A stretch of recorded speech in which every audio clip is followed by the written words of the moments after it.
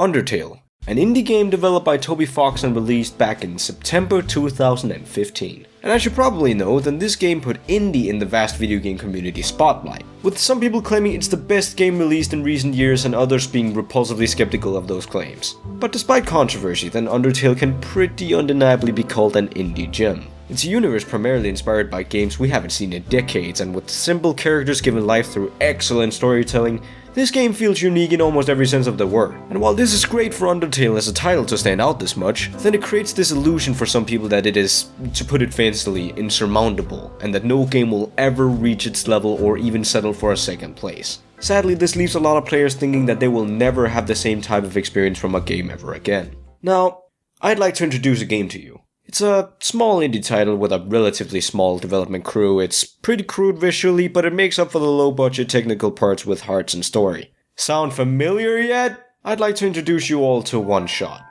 This might not even be the first time you've heard of this game, or you might have even played it or watched someone else play it. To you, I still recommend you stick along for now because I might have some pretty juicy info to share with you later on. Wink wink. If you remember the reviewers talking about Undertale, then you probably noticed how desperately they tried to explain why this game is good, but also trying at the same time not to spoil everything. OneShot is sort of in the same boat. And while the best thing to tell you is probably just to go play it blind, then surprisingly people don't just like buying stuff blindly because a stranger told them to, so I'll do my best to explain. OneShot is a game about a child Nico, who wakes up in a foreign and dying world. The sun that used to shine across the land from atop the light tower is no longer there, but is instead in the very same location they woke up, in the outermost zone from the tower. It is not a sun in a regular sense, but instead a light bulb that shines only by Nico's touch. It is now up to them to travel across the zones and get the sun to its rightful place, all while doing their absolute best to help the various strangers survive in a world with no light. With Nico's sole companion as well as only real guide and real protector being you,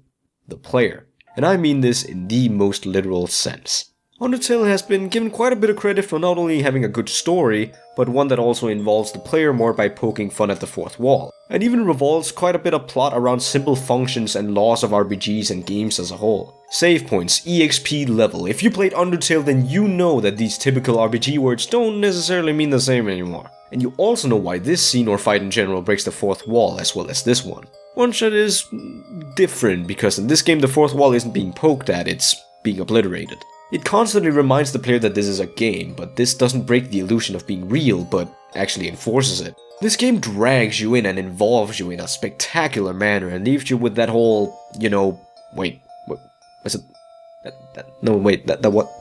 That was a game, right? OneShot also focuses on quite a different relations aspect compared to Undertale due to this illusion breaking. Undertale focuses on the characters and their relations to each other and the human, or the person that we're supposed to insert our own personality into. That's also the reason why Frisk is so bland and literally has no personality except your own.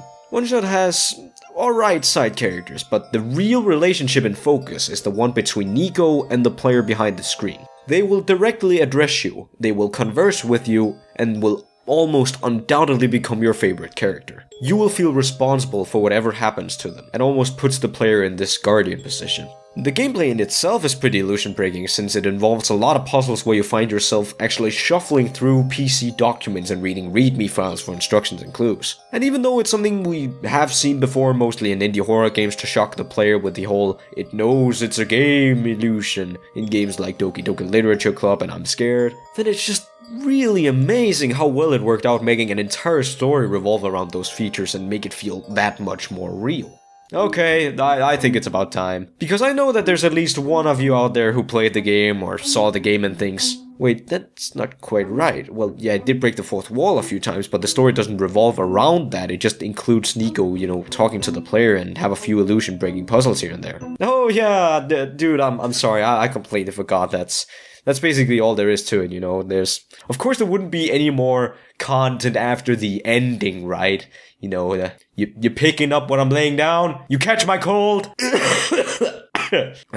I'm sorry for overreacting. You people who actually played the entire game and are confused, then I'm talking about how easily you can miss the Solstice content. Okay? Okay. For those of you who are still confused, let me explain.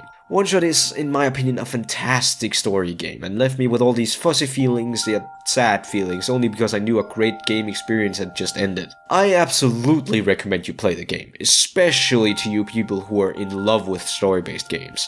But I want to warn you about one serious flaw in this game. I would actually dare say that half of the game can easily be missed. It's something known as the Solstice Content. Some would argue it's just an alternate true ending or a bonus chapter, but that's complete bull hockey. This part of the game is the absolute best part of it, so don't you dare miss it if you play it. A little guide for you. After you get an ending, look through your folders that have anything to do with OneShot, the game folder or document folders, anything of the like. You'll find some pictures or readmes that'll give you very vague advice on what to do, but try to follow it from there. If it comes to the worst and you don't know what to do, just look up how to access the Solstice content. It's a stupid way to access it, but it's so worth it. And I don't really get it because this is not an alternate ending or me being like the people who tell you to play pacifist in Undertale or genocide if they're douches. I'm simply telling you how to access more content of the game you paid for and the actual ending. I don't really get why the developers would make it so easy to miss, since without that bonus chapter, the game is still decent, but it doesn't feel wrapped up at all. Like, I get it, in games, side quests and stuff is okay to hide a bit sometimes, but cutting the main story short only to reward the last half to the most persistent and analytic players